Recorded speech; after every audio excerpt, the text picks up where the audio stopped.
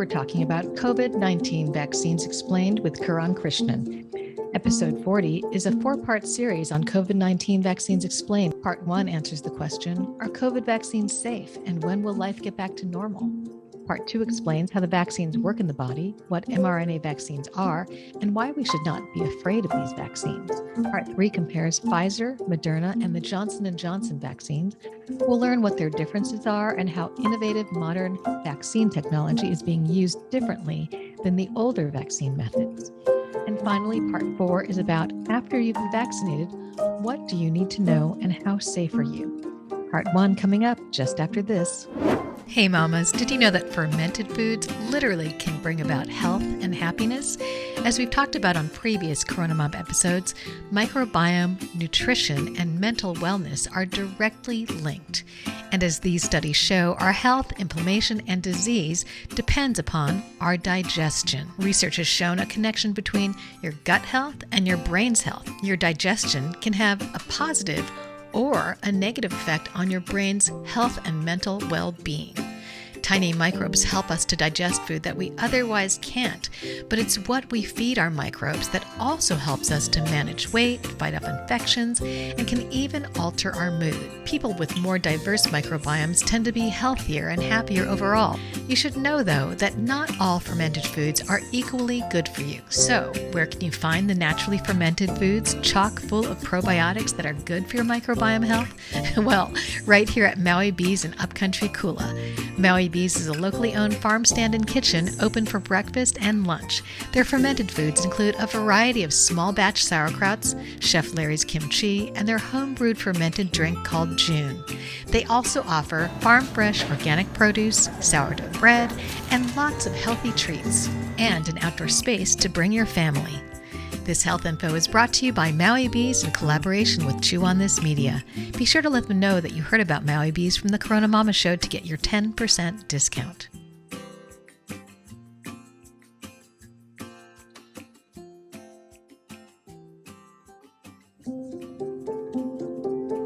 Today we're talking about COVID-19 vaccines explained with Kiran Krishnan. Kiran is a clinical research microbiologist. He has spent several years in the research and development fields of molecular medicine and microbiology at the University of Iowa. In his postgraduate, he worked on the development of the HIV vaccine using live viruses. He's a frequent lecturer on the human microbiome at medical and nutritional conferences. He is currently involved in 9 novel human clinical trials on probiotics and the human microbiome. Kiran is the Chief Scientific Officer at Microbiome Labs. He's on the Scientific Advisory Board or Science Advisor for 7 other companies in the microbiome and nutritional health industry. There are 2 vaccines in the marketplace right now that are approved under emergency authorization by the FDA. And then there's another that'll likely get approved, maybe even tomorrow. So we'll distinguish there because they're a little bit different. And the safety profile is generally the same, but let's talk a little bit about safety. So first, the 2 vaccines that are currently approved. So we have the Moderna vaccine and then the Pfizer, right? And they're called mRNA vaccines. And I'll explain what that is and how they work. But first to address safety. Now, obviously there's almost nothing in the world that's perfectly safe, meaning it doesn't harm anybody, right? Like even water. You could drink too much water and get something called hyponatremia and die from it. So you can die from too much water. So when we're talking about safety, what we're really talking about is, the percentage of adverse reactions to people who take the vaccine. Now, with this vaccine, however, what you're looking for is a reaction, right? Because you want your immune system to respond to it. That response will have symptomology associated with it. The most common symptomology is fatigue and headache. And then the next most common one is some fever, of course, injection site pain. Those kinds of things are the common side effects, if you will, but they are indicative that the vaccine is working the way it should, because all of those symptoms are symptoms of your immune system responding to the vaccine. So if your immune system is responding to the vaccine, then you're going to feel that way, and that's not considered a bad thing. That's in fact a measure of the success of the vaccine, right? So let's keep that in mind. So when we say safety, we're not talking about getting the injection and then feeling something from it because you're supposed to feel something from it. When we're talking about safety, we're really talking about things like mortality. Like, can you take you would take the injection and then it kills you? Or there's some other unexpected consequence, like, you hear things like neurological dysfunctions and cerebral palsy and things like that.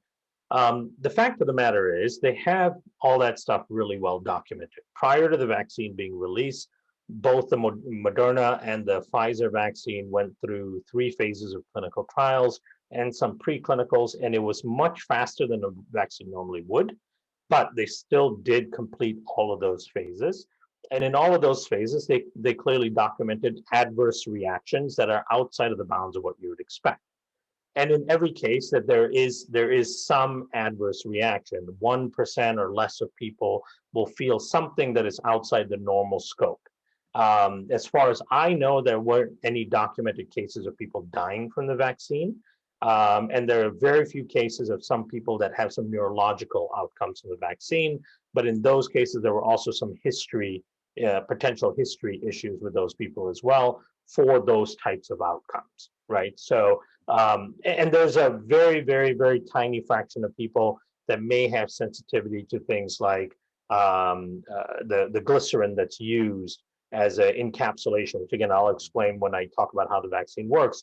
So they might have an adverse reaction to a component of the vaccine. But in general, from a safety perspective, based on pharmacological products, OTC drugs, prescription drugs, and so on, it is up there with some of the most safe stuff that has ever come to market, right? So it doesn't mean that there's 0% chance of some sort of adverse reaction, but it means that there isn't any increased risk over anything else that you've probably taken. So from a safety standpoint, these are actually pretty safe. I mean, I think that's the question about efficacy. It's meant to prevent either, COVID infection or death. Is that right? So it is effective in that way? Yeah. So the first focus of the vaccine was to reduce severity in disease and hospitalization and death, right? And though that was kind of the endpoints that were being studied in the beginning and being monitored once the vaccine was out in the marketplace. And it's out obviously in lots and lots of countries. So they're getting lots of data from all over the world, including the US. And it became clear after a few months of the rollout and increasing amount of vaccination, there's a lot of research institutes that are following people that are getting vaccinated, following large cohorts of people and accumulating the data. And it had become very clear that it reduces hospitalization and mortality by over 95%, right? So it's extremely effective in its primary goal.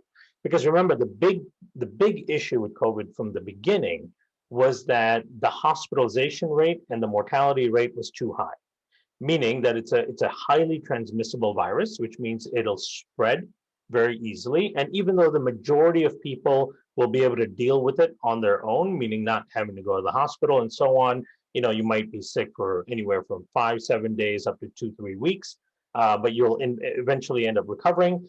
The number of people that were getting hospitalized and needing breathing treatments and needing all of the hospital-based interventions, and then the number of people that were dying was too high. It puts too much stress on our system, on our medical system, right? And then it compromises all kinds of other things, because if you've got all these people being admitted to the hospital and taking up beds for COVID, then people that need their cancer treatments and having heart attacks and all kinds of things that require them to go to the hospital, they don't have as much access to the hospital as they should. So then you'll start getting these secondary mortalities from people who have other conditions but can't get seen, right? So those were the things that the whole purpose of it was trying to resolve. And sure enough, the data is pretty clear that it does that. Now, the second part that they did not have data on that now we do is, can it actually stop transmission of the disease? So 2 parts of that. One is, can it stop you from getting COVID? And number 2, so is it preventative?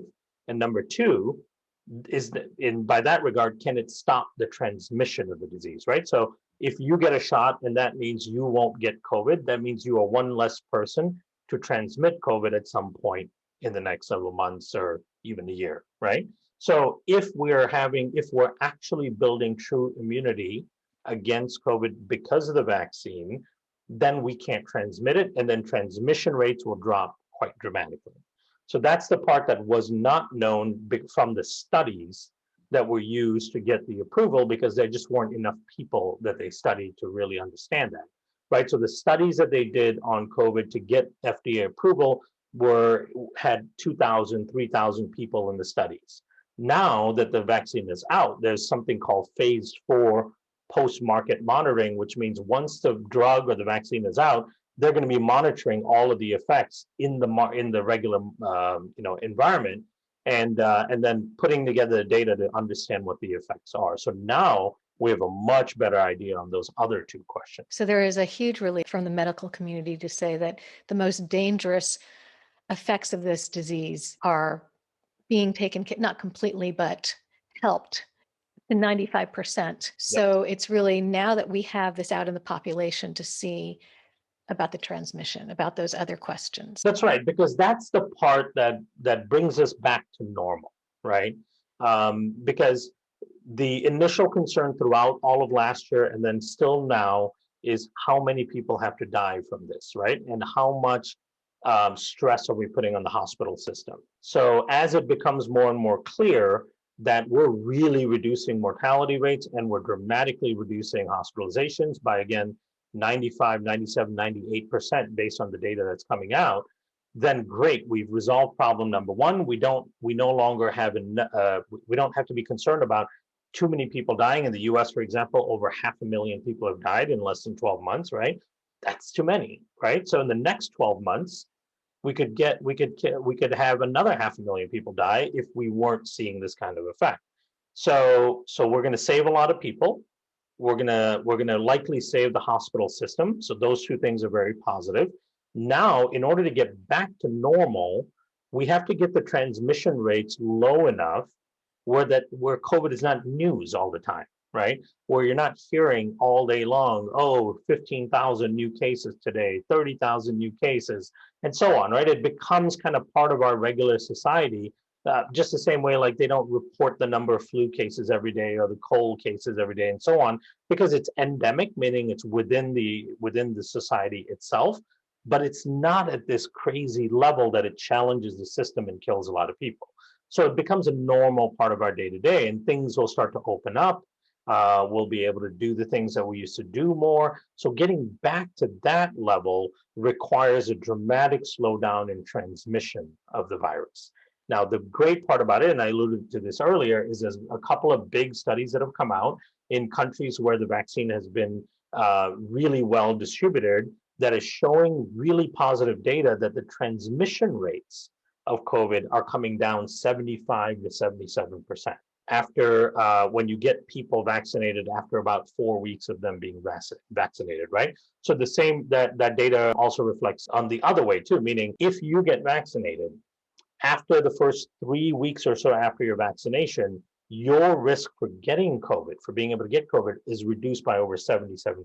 So it's protective in that nature. And because you won't get it, or your likelihood of getting it is much lower, then your likelihood of transmitting it is also much lower. So there's less and less, fewer and fewer people in the population that can transmit the virus to somebody else. And one of the studies that was recently put out the data actually showed that it also can stop and dramatically reduce asymptomatic transmission, right? Which is really critical. But that's one of the scary parts about COVID is a lot of the transmission comes from asymptomatic people, right? There's very few people who are clearly symptomatic and sick who are going out and spewing all over everybody. A lot of the transmission is from people who are contagious but have no symptoms and they have no idea.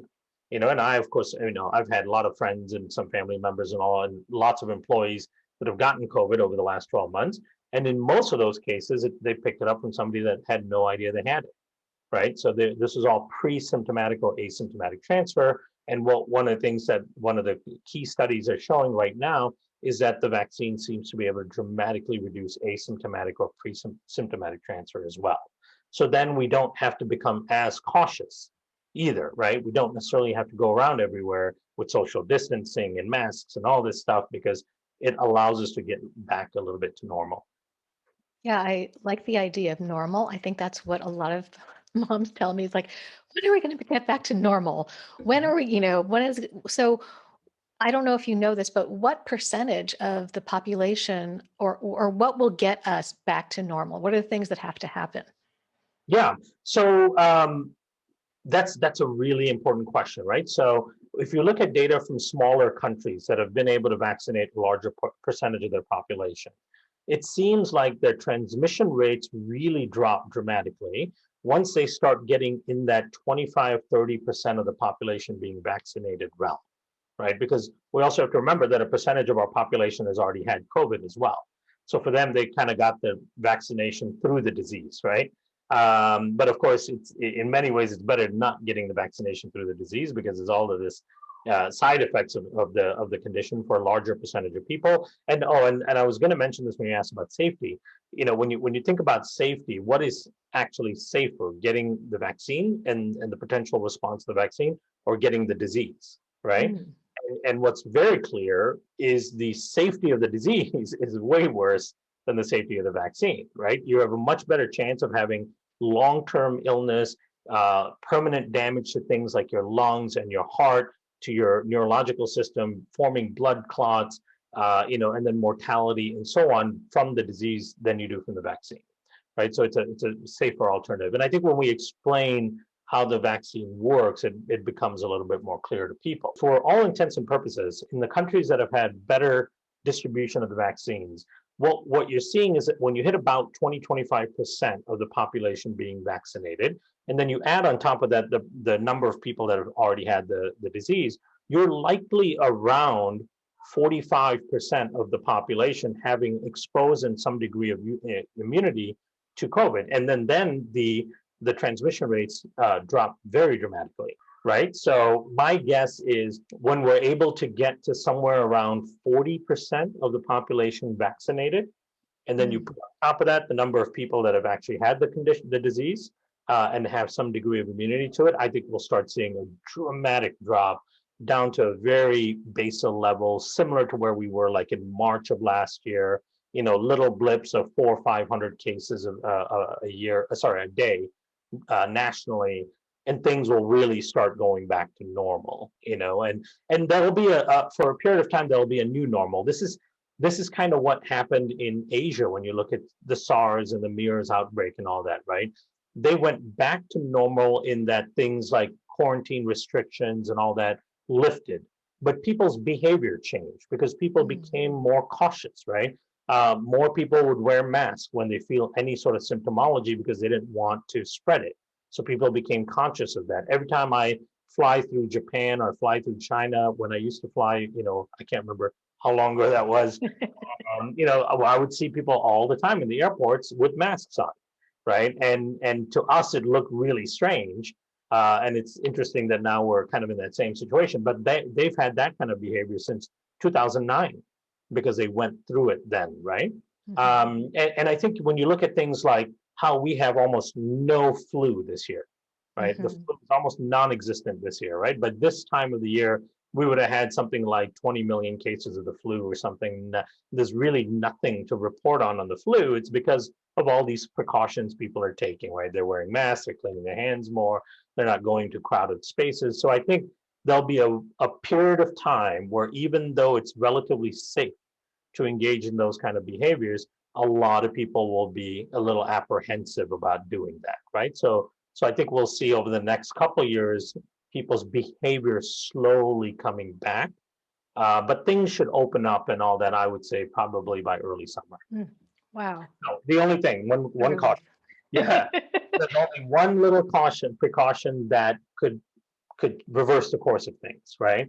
And that is if some new variant becomes really prevalent that is not at all impacted by the vaccine and not responding to the current treatments and so on, right? And then we start getting kind of a fourth, fifth wave again of the virus. But some of the good news that's coming out is that the current vaccines are effective against the new variants that are now well known, like the UK variant, the South African one, the Brazilian variant. They are still effective, not as effective as the normal variant, but still effective against those. And then the new vaccine that's coming out, the Johnson & Johnson vaccine, actually seems to be even more protective against those other variants because they did a lot of their studies in the regions that have those other variants, right? So what could happen then in that case is, let's say lots of people got either the Moderna or the Pfizer vaccine, cases dropped really steadily, right? Almost to this kind of low, less noisy level.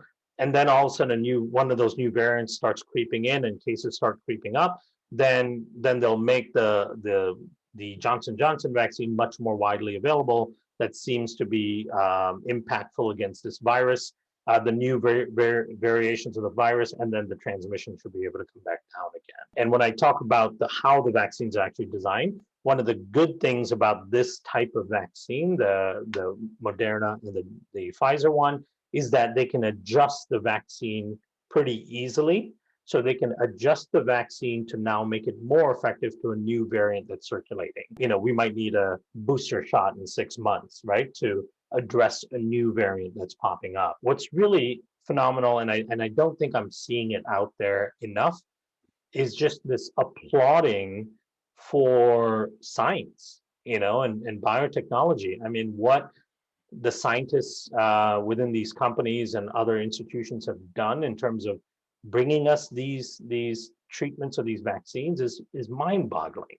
When we looked at it this time last year, it was a virtual impossibility from a science perspective to be where we are today with those vaccines and treatments. So it's an amazing feat of science. There were thousands upon thousands of researchers throughout the world that jumped on this, started researching it, trying to understand this pathogen, how it works, in the body, how it makes you ill, all of that stuff. I mean, it's mind-boggling, the amount of research and the speed of the research.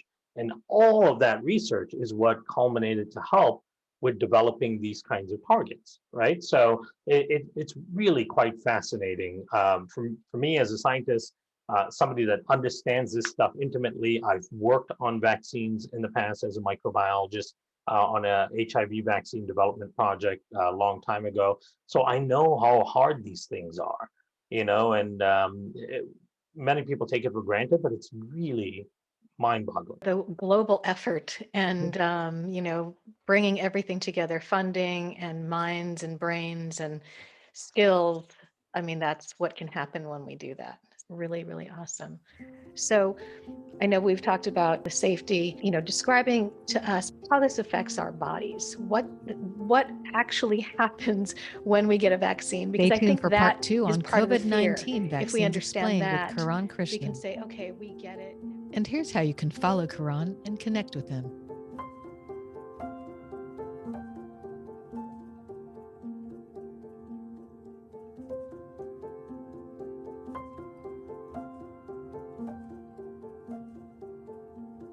Here's our program disclaimer, basically saying you should talk to your doctor about what is right for you.